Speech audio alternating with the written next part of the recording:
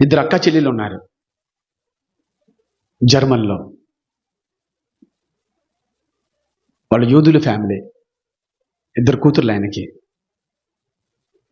Hitler టైంలో యూదుల్ని చంపేస్తూ ఉన్నారు. వీళ్ళు ఏం చేస్తారంటే ఇంటి పైన నల్లటి క్లాత్ తోటి క్లోజ్ చేస్తారు ఇల్లుని. ఇప్పుడు దీని మొత్తాన్ని బ్లాక్ క్లాత్ తోటి అంత పెద్ద క్లాత్ తీసుకుని క్లోజ్ చేశారు. ఇంట్లో కరెంట్ తీసేశారు. నైట్ టైము ఫ్లైట్ వెళ్తూ చిన్న వెలుతురున్నా కూడా బాంబు వదులుతారు. అందుకని టోటల్ లైట్ కరెంట్ తీసేశారు.